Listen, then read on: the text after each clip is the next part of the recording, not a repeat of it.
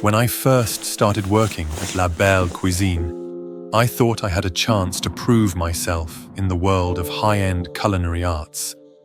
But dreams have a way of souring in the harsh reality of kitchen life.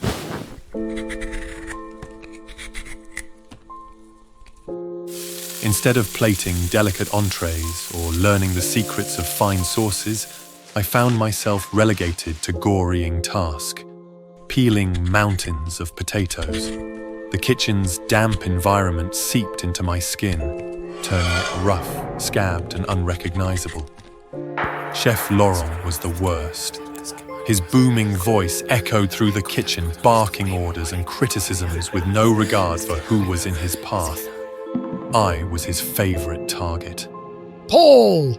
he bellowed one afternoon, slamming a wooden spoon on the counter. "Even a monkey could peel faster than you.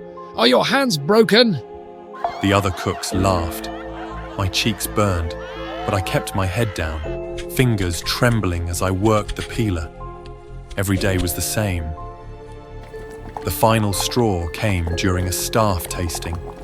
I'd spent weeks experimenting with recipes after hours, crafting a dish I hoped would finally earn me some recognition. When Laurent announced a tasting session, I seized the opportunity and presented my creation, foie gras. Laurent took one bite and spat into the dish. "Garbage," he declared. "Stick to peeling potatoes. That's all you're good for." Laughter erupted again, louder this time. My vision blurred with tears, but I swallowed them back. I smiled and nodded, but inside, something cracked. That night, alone in the kitchen, I stared at the pile of peelings I'd left unfinished. The steel glint of the peeler caught my eye, and my reflection stared back, warped and jagged. Then Laurent's voice echoed in my head. "Stick to peeling." I'd been slaving for months, bending over backward for Laurent, only to be humiliated time and time again. If all he saw in me was someone to scrape and discard, maybe I'd give him exactly that. I threw myself into peeling, my knife flashing through tuber after tuber, sweat dripping from my brow onto the growing mound of mashed potatoes. My hands, calloused from relentless labor, began to ache. Without realizing it, the blade slipped, slicing through one of the hardened calluses on my palm. The sliver of skin fell onto the pile of potatoes, almost indistinguishable from the starchy flesh. I froze, staring at the tiny piece of myself nestled among the mash. An idea took root in my mind, grotesque yet irresistible. What if? Driven by exhaustion and a twisted sense of rebellion, I picked up the peeler. Slowly, deliberately, I shaved off another patch of rough skin. The pain was sharp but fleeting, and the satisfaction of reclaiming control was exhilarating. I examined it, transfixed. It was almost poetic, the way my own body could be reduced to nothing but scraps, just like the potatoes, just like Laurent wanted. I mixed the pieces into the mash, seasoning it with salt, pepper, and herbs. The next day, the dish was a hit. Customers raved about the unique depth of the mashed potatoes, praising Laurent for his ingenuity. He basked in the accolades, his chest puffed out with pride, while I stood in the shadows, silently savoring my secret. But the praise didn't change my position. Laurent continued to belittle me, taking full credit for the dishes I prepared. Oddly though, I no longer felt humiliated when peeling potatoes. That night, I stood in front of the mirror, peeling tool in hand. The first time had been an act of rage, but now it felt like power. The kitchen became my domain of transformation. My worsening skin condition provided ample material to mix into the potatoes. Scabs, patches of dry skin, even the occasional drop of blood, all found their way into the mash. With each strip of skin I removed, I felt lighter, freer, I was no longer just Paul, the potato peeler, the kitchen grunt. I'd gather the strips, mix them into the batch of mashed potatoes.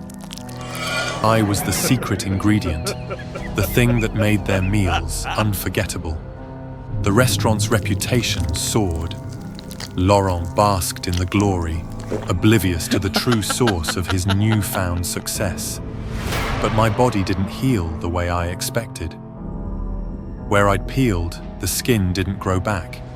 Instead, strange, pale patches emerged, soft and glistening like raw fish. The pain became a constant hum, but it didn't matter. The dishes were all that mattered. Then, one night, as I prepared another dish, Laurent burst into the kitchen, red-faced. What is this? He demanded, slamming a bowl onto the counter. I froze. The broth shimmered with an oily sheen, and tiny pale fragments floated to the surface, pieces I hadn't chopped finely enough. Explain yourself! He roared, grabbing my arm. His grip tightened, pulling up my sleeve. The bandages unraveled, revealing the patchwork of raw flesh beneath. His eyes widened in horror. What have you done? He whispered, his voice barely audible over the pounding of my heart. I smiled, the first genuine smile I'd felt in months. I've been giving you what you wanted, chef. A piece of me in every dish. Laurent stumbled back, clutching his stomach. His face turned pale as the realization hit. The critic, the patrons, the accolades, all built on the foundation of my sacrifice. He retched, the sound echoing through the silent kitchen. I turned back to the cutting board, the peeler gleaming under the fluorescent lights. There was still so much more to give.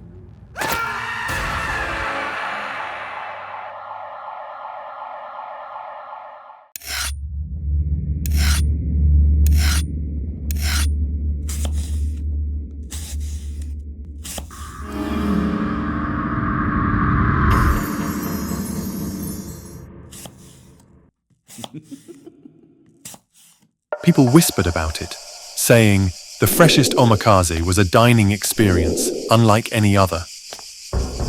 Of course, a food lover like me couldn't resist the temptation, so I made a reservation for tonight, eager to see what all the fuss was about. As soon as I stepped inside, the scent of fresh fish, soy sauce, and something unidentifiable, a rich, almost metallic scent, hit me. I couldn't place it, but it made me uneasy. I took my seat, noticing that I was the only customer. Odd, given the restaurant's reputation, but perhaps I had come at an off time. The silence of the place pressed down on me. いらっしゃいませ. Suddenly, a tall, thin man standing behind the counter, his face partially obscured by the shadows. His eyes made me feel like prey being assessed by a predator. Welcome to the freshest omakase. I'm Chef Kaito. You must be Mr. Williams? His voice was calm, but there was something strange. Yes, that's me. I've heard a lot about this place. Then you know that tonight's meal is a journey. Each dish tells a story. I hope you're ready for something unforgettable. I nodded, my heart beating a little faster. The first course was served, a delicate slice of sashimi, almost translucent, drizzled with a bright green sauce. The taste was incredible. A burst of the ocean tempered by the sharp tang of the sauce. I relaxed slightly, letting the flavor distract me from the unease that had settled in my gut. The second course followed quickly, a beautifully plated dish of seared meat. The type I couldn't immediately recognize. The texture was soft, almost buttery, and it melted on my tongue. I looked up at Chef Kaito, who was watching me intently, his eyes gleaming in the dim light. This is delicious. What is it? I asked. He smiled, but it didn't reach his eyes. A rare delicacy. It's part of the experience that our guests trust us completely. Something about the way he said completely made my mouth go dry. I chewed harder to try to remember what it tasted like. The strange metallic scent in the air was stronger now, almost overpowering the aroma of the food. As the courses continued, each dish more exquisite and complex than the last, I couldn't shake the feeling that something was terribly wrong. The flavors were unlike anything I'd ever tasted, rich and deep, with a lingering aftertaste that was both intoxicating and disturbing. I tried to ask about the ingredients again, but each time Chef Kaito would simply smile and offer vague, evasive answers. By the time the 6th course was placed in front of me, my nerves were frayed. The dish was a small, intricately arranged platter of thinly sliced meat in the shape of rose, garnished with a blood-red sauce. The smell of iron filled my nostrils, almost overwhelming. My hand trembled slightly as I picked up a piece with my chopsticks, bringing it to my lips. The taste was familiar, too familiar. My heart pounded as I chewed slowly, my mind racing to identify the flavor. And then it hit me.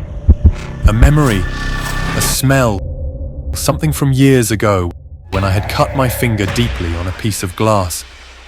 It was the taste of blood. I dropped the chopsticks, my stomach turning. What is this? I asked, my voice shaking.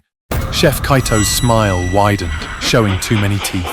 The pinnacle of culinary art is not just to create something delicious, but to create a connection between chef and diner. This dish, this experience, is the ultimate connection. I stared at him, the realization dawning with a sickening horror. This isn't animal meat, is it? He didn't answer. He didn't have to. The truth was there in his eyes, in the cruel twist of his smile. I pushed back from the counter, my chair screeching loudly on the floor. My hands shook violently, my breath coming in shallow gasps. I have to go, I stammered, my voice barely above a whisper. But as I turned to leave, the door to the restaurant clicked shut. I hadn't noticed it before, but now it was unmistakable. The door had locked automatically. Chef Kaito stepped out from behind the counter, moving slowly toward me. Leaving so soon, Mr. Williams? But the best is yet to come. I backed away, but he kept advancing, his steps slow and deliberate.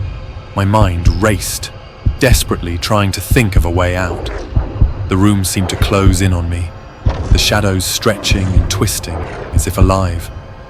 Please, I don't want any more, I begged, my voice trembling. His voice was cold now, the pretense of hospitality gone.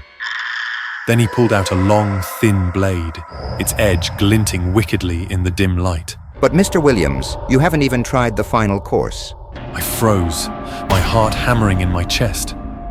The blade was stained, the dark smudges unmistakable. This dish requires the freshest ingredients. It's the only way to truly savor the experience. I bolted toward the door, but he was faster. His hand clamped down on my shoulder with a grip like iron, spinning me around. The last thing I saw was the gleam of the blade descending toward me. As darkness closed in, I heard his voice one last time. Thank you for dining with us, Mr. Williams. We hope you enjoyed the experience.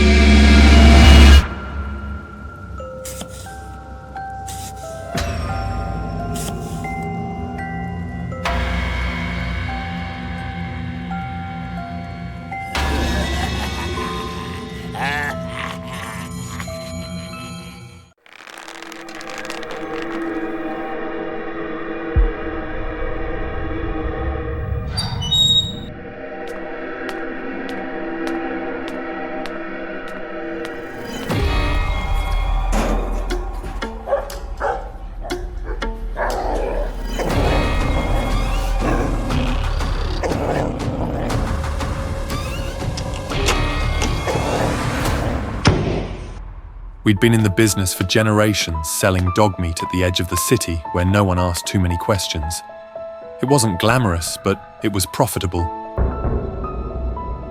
People came for our family's famous cuts, and we knew how to get them fresh. My father had taught me everything I needed to know: how to catch the dogs, how to make it quick, and how to never look back. The job seemed easy enough.